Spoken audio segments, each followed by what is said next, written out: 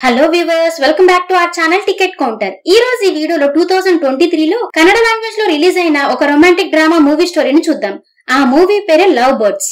Movie అయితే చివరి వరకు చాలా బాగుంటుంది, అందుకే ఎక్కడ మిస్ చేయకుండా ఎండ్ వరకు చూడండి. ఇలాగే మరికొన్ని వీడియోస్ ని చూడాలి అనుకుంటే మన ఛానల్ ని సబ్స్క్రైబ్ చేసుకుని ఫాలో అవుతూ ఉండండి. అంతేకాదు, వీడియో నచ్చితే లైక్ ఇంకా కామెంట్ చేయడం మర్చిపోవద్దు. మరి మూవీని స్టార్ట్ చేద్దామా? మూవీ స్టార్ట్ అవగానే గిరి అనే అబ్బాయి తన ఫ్రెండ్ అయిన మాయా అనే అమ్మాయి కోసం ఎదురు చూస్తూ ఉంటాడు. నిజానికి మాయ ఒక ఫేమస్ లాయర్. తన కపుల్స్ కి విడాకులు ఇప్పిస్తూ ఉంటుంది.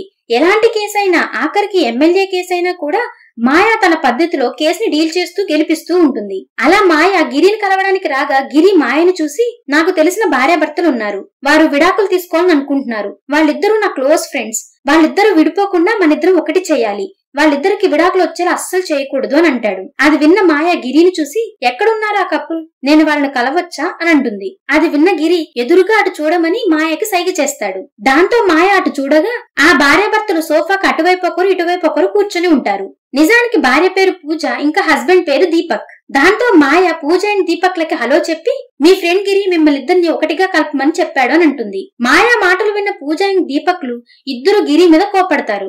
అంతేకాకుండా గిరిని చూసి, ఇదేమైనా జోక్ అనుకుంటున్నావా, మాకు విడాకులు కావాలి అని చెప్తారు. అది విన్న మాయ, మీ ఇద్దరికి డివోర్స్ ఇప్పించాలి అంటే మీ ఇద్దరు గురించి నాకు పూర్తిగా తెలియాలి అని అంటుంది. అంతేకాకుండా వాళ్ళిద్దరిని వేరే వేరే గదుల్లో వెయిట్ చేయమని చెప్తుంది. ఆ తర్వాత మాయని చూసి దీపక్ ఇంకా పూజలు తమ గురించి చెప్పడం మొదలు పెడతారు. కానీ మాయ ఇద్దరిని చూసి, మీ గురించి నేను మొత్తం తెలుసుకోవాలి, మీ బ్యాక్గ్రౌండ్, మీ అమ్మా నాన్నలు, ఎవ్రీథింగ్, ప్రతి చిన్న విషయం మర్చిపోకుండా నాకు చెప్పాలి అని అంటుంది. అప్పుడు దానికి ఆ ఇద్దరు తడబడి మాయను చూసి, ప్రతి విషయం మీకు తెలియాల్సిన అవసరం ఏముంది, మేము మా గురించి చెప్తే సరిపోతుంది కదా అని అంటారు. అది విన్న మాయ, ఒకవేళ మీ ఇద్దరు గురించి నేను బాగా తెలుసుకుంటే నేను మీ కేసు గురించి జడ్జ్ ముందు మంచి పాయింట్స్ ని ఉంచగలను, దానివల్ల జడ్జ్ తొందరగా కన్విన్స్ అయ్యి మీకు అంతే తొందరగా విడాకులు గ్రాంట్ చేస్తారని చెప్తుంది. అప్పుడు దీపక్ ముందుగా మాయను చూసి, నేను ఒక సాఫ్ట్వేర్ ఇంజనీర్ ని, నాకు ఒక మంచి కంపెనీలో ఉద్యోగం దొరికింది, వీకెండ్స్ లో నేను నా ఫ్రెండ్స్ తో కలిసి బాగా ఎంజాయ్ చేసేవాడిని అని చెప్తాడు. ఆ తర్వాత పూజ మాయను చూసి, నేను ఒక ఫ్యాషన్ డిజైనర్ ని, నేను మొదటి నుంచి హాస్టల్లో ఉన్నాను, ఆ తర్వాత ఫ్యాషన్ డిజైనర్ అయ్యాక నేను ఇండిపెండెంట్ గా ఉండడం మొదలు పెట్టాను, అవన్నీ నాకు చాలా బెస్ట్ మూమెంట్స్ అని చెప్తుంది. అది విన్న మాయ పూజని చూసి, మీ ఇద్దరు ఎలా కలిశారు అని అడుగుతుంది.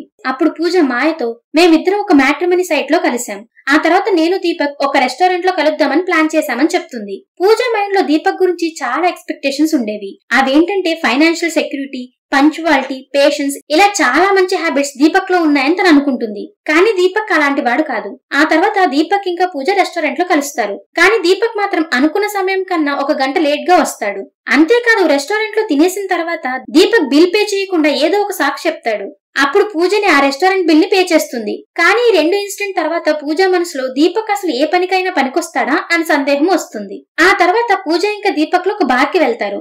ఆ బార్ లోపల పూజను ఒక అబ్బాయి ఇబ్బంది పెడుతూ ఉంటాడు. కానీ దీపక్ ఆ అబ్బాయితో గొడవ పడకుండా ఆ అబ్బాయికి అర్థమయ్యేలా చెప్తాడు. ఈ ఇన్సిడెంట్ తర్వాత పూజ మనసులో దీపక్ ఏంటి ఇలా ఉన్నాడు అని అనుకుంటుంది. కరెక్ట్ గా ఆలోచిస్తే పూజ దీపక్ ని కలవడానికి ముందు పెట్టుకున్న ఆ ఎక్స్పెక్టేషన్స్ దీపక్ ని చూశాక జీరో అయిపోతాయి.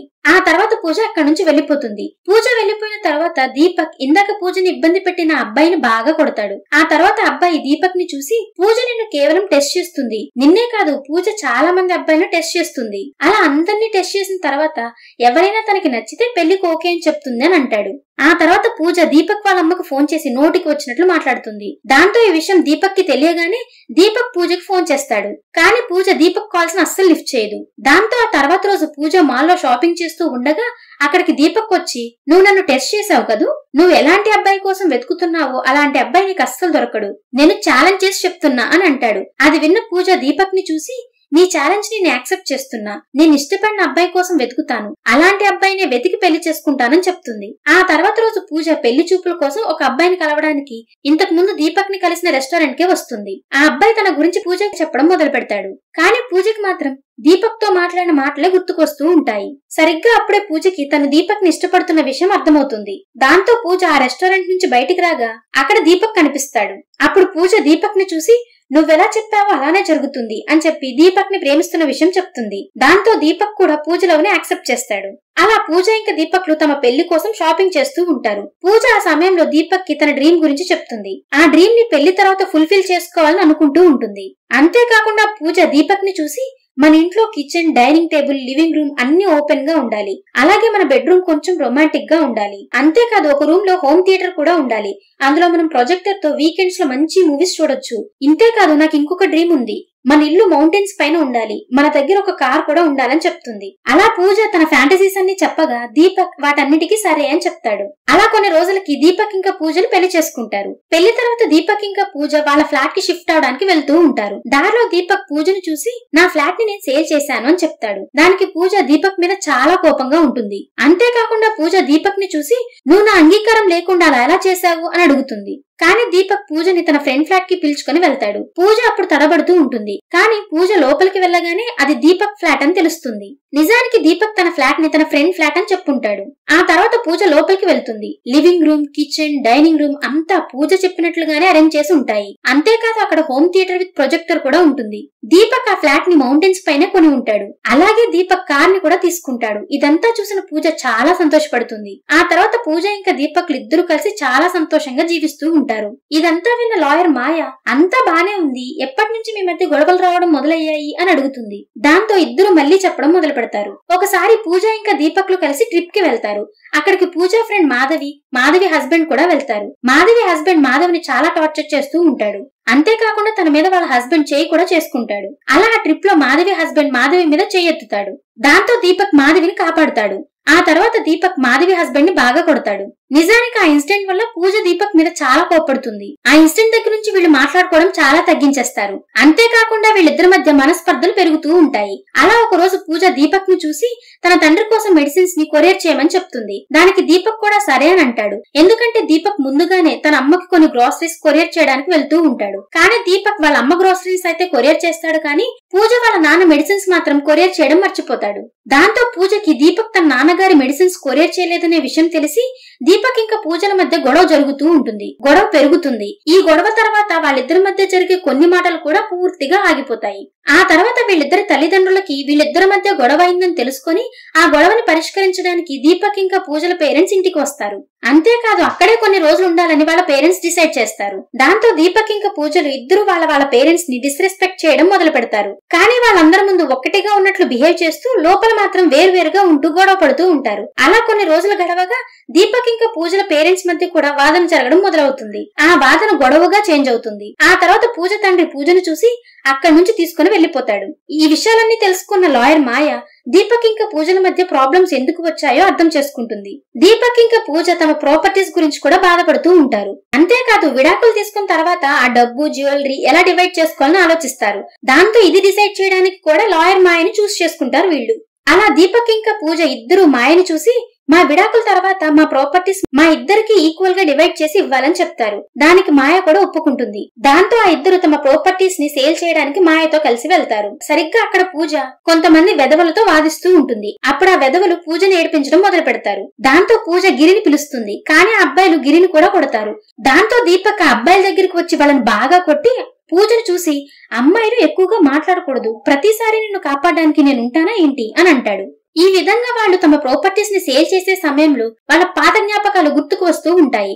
వాళ్ళు ఏ కలలనైతే నెరవేర్చుకున్నారో చివరిగా అవి ఇప్పుడు మెల్లమెల్లగా పోతూ ఉంటాయి. ఆ తర్వాత రోజు పూజ ఎక్కడికో వెళ్తూ ఉండగా తన కాళ్ళకి ఒక చిన్న ఫ్రాక్చర్ అవుతుంది. దాంతో విడాకులిచ్చే రోజు దీపక్ పూజకి సహాయం చేయడానికి ప్రయత్నిస్తాడు. కానీ పూజ చాలా ఆరోగెన్స్ తో దీపక్ కి సమాధానం చెప్తుంది.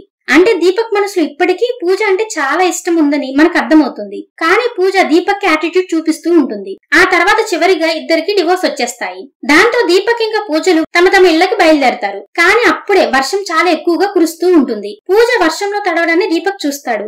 ఎందుకంటే పూజకి అప్పటి వరకు ఒక టాక్సీ కూడా దొరకదు. దాంతో దీపక్ పూజకి సహాయం చేయడానికి ప్రయత్నిస్తాడు. కానీ పూజ మాత్రం దీపక్ సహాయాన్ని తీసుకోవడానికి అస్సలు ఒప్పుకోదు. కానీ దీపక్ మాత్రం ఏదో ఒక రకంగా పూజను ఒప్పించి తన కార్లో పూజని వాళ్ళ ఇంటి దగ్గర వదిలిపెట్టడానికి తీసుకువెళ్తాడు. అలా పూజని వాళ్ళ ఇంట్లో వదిలిపెట్టి దీపక్ తిరిగి వెళ్లే సమయంలో పూజ కాస్త ఎమోషనల్ అవుతుంది. కానీ పూజ తన ఫీలింగ్స్ ని దీపక్ తో అస్సలు షేర్ చేసుకోదు.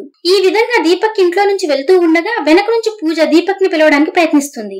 కానీ తనకున్న యాంగ్జైటీ ప్రాబ్లం వల్ల పూజ స్పృహ తప్పి పడిపోతుంది. సరిగ్గా అప్పుడే దీపక్ వెనక్కి చూడగా పూజ స్పృహ తప్పి పడిపోవడాన్ని చూసి వెంటనే పూజని డాక్టర్ దగ్గర తీసుకువెళ్తాడు. అంతేకాకుండా వెళ్తూ వెళ్తూ మాయకు కూడా ఫోన్ చేసి పిలుస్తాడు. ఇప్పుడే ఒక ట్విస్ట్ రివీల్ అవుతుంది. పూజకి సెరిబ్రల్ ఎనర్జీ అనే డిసీజ్ ఉందని దీపక్ ఇంకా మాయలకు తెలుస్తుంది. ఆ తర్వాత డాక్టర్ వీళ్ళను చూసి ఈ డిసీజ్ మైండ్ లో బ్లడ్ ఫ్లో లేనందువల్ల వస్తుంది. తలలో నరాలు పేలిపోతూ ఉంటాయి. ఈ వ్యాధి క్యాన్సర్ కంటే చాలా డేంజరస్ అవుతుందని చెప్తాడు. డాక్టర్ మాటలు విన్న దీపక్ చాలా షాక్ అయ్యి డాక్టర్ ను చూసి పూజ ట్రీట్మెంట్ కి ఎంత డబ్బు కావాలో అంత డబ్బు నేను పే చేయడానికి సిద్ధంగా ఉన్నాను. ప్లీజ్ మీరు ఎలా అయినా ట్రీట్మెంట్ మొదలు పెట్టండి అని చెప్తాడు. కానీ డాక్టర్ దీపక్ ని చూసి ఈ వ్యాధి చివరి స్టేజ్ లో ఉంది. ఈ వ్యాధికి ట్రీట్మెంట్ లేదు. పూజ దగ్గర కేవలం 30 రోజులు మాత్రమే ఉన్నాయి. ఆ తర్వాత పూజ చనిపోతుందని చెప్తాడు. కానీ డాక్టర్ దీపక్ ఇదంతా చెప్తూ ఉండగా వెనక బెడ్ మీద ఉన్న పూజ వాళ్ళ మాటలు విని ఏడుస్తూ ఉంటుంది. నిజానికి పూజ ఇప్పుడు ఏం చేయలేదు. హాస్పిటల్ నుంచి బయటకు వచ్చిన తర్వాత పూజ దీపక్ ని చూసి అంతా బాగవుతుంది కదా, ఏ సమస్య లేదు కదా అని అడుగుతుంది. అది విన్న దీపక్ అంతా బాగైపోతుంది, ఎటువంటి ప్రాబ్లం లేదు అని అబద్ధం చెప్తాడు. అలా ఇంటికి వచ్చిన తర్వాత దీపక్ పూజను చూసి నేను 10 రోజుల వరకు నీతో కలిసి ఉండొచ్చా అని రిక్వెస్ట్ చేస్తాడు. ఆ మాటలు వినగానే పూజ దీపక్ ని గట్టిగా హక్ చేసుకుని ఏడుస్తుంది. ఆ తర్వాత దీపక్ ప్రాపర్టీస్ ని అమ్మే వాళ్ళ దగ్గరికి వెళ్లి వాళ్ళను చూసి పూజ కండిషన్ ని చెప్పి డీల్ ని క్యాన్సిల్ చేయిస్తాడు. మరో పక్క పూజ తన కోరిక ప్రకారం తన ప్రాపర్టీస్ మొత్తాన్ని దీపక్ పేరు మీదకి ట్రాన్స్ఫర్ చేస్తుంది. ఆ తర్వాత ఇద్దరు కలిసి వాళ్లకున్న సమయాన్ని స్పెండ్ చేస్తూ ఉంటారు. అంతేకాకుండా దీపక్ ఇంకా పూజ వాళ్ళ పేరెంట్స్ ని కలిసి క్షమించమని అడుగుతారు. ఇదంతా చేయడానికి మాయ వాళ్ళకి సపోర్ట్ చేస్తూ ఉంటుంది. మరో పక్క దీపక్ మాయతో కలిసి అలా గోల చేయడాన్ని చూసి పూజ చాలా సంతోషంగా ఫీల్ అవుతుంది. ఆ తర్వాత మాయ అక్కడి నుంచి వెళ్లిపోగా పూజ దీపక్ ని చూసి నువ్వు మాయని పెళ్లి చేసుకో అని అంటుంది. కానీ దీపక్ ఆ మాటలకి చాలా కోప్పడతాడు. ఆ తర్వాత పూజను చూసి నేను కేవలం నిన్ను మాత్రమే ప్రేమిస్తున్నాను, మాయ నాకు మంచి ఫ్రెండ్ మాత్రమే అని చెప్తాడు.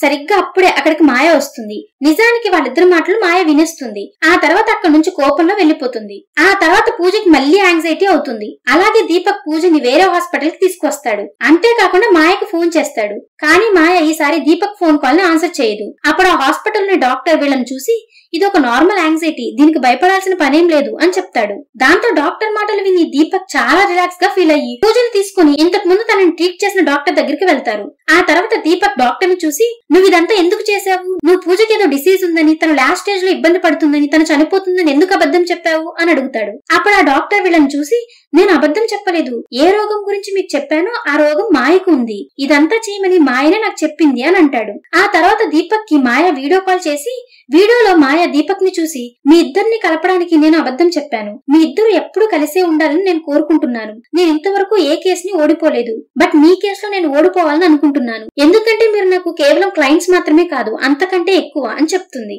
ఆ తర్వాత మాయని ఐసీలో అడ్మిట్ చేసినట్లుగా మనకి చూపిస్తారు. కాసేపటి తర్వాత డాక్టర్ వచ్చి దీపక్ అండ్ పూజలకి మాయ చనిపోయిందనే విషయం చెప్తారు. అలా మాయ చనిపోగా దీపక్ ఇంకా పూజలు కలిసి ఒక హ్యాపీ ఫ్యామిలీగా ఉంటారు. సరిగ్గా అక్కడతో ఈ మూవీ ఎండ్ అవుతుంది. ఈ మూవీ మీకు ఎలా అనిపించిందో కామెంట్ చేసి చెప్తారు కదా. మీరు చేసే కామెంట్స్, లైక్స్ అండ్ సబ్స్క్రిప్షన్స్ మాకు నెక్స్ట్ వీడియో చేయడానికి ఎంతో ఎంకరేజ్మెంట్ ని ఇస్తాయి. ఈ మూవీ అమెజాన్ ప్రైమ్ లో ఉంది. ఈ వీడియో కనుక మీకు నచ్చినట్లయితే మీ ఫ్రెండ్స్ అండ్ ఫ్యామిలీతో కూడా షేర్ చేసుకుని తప్పకుండా సపోర్ట్ చేస్తూ ఉండండి.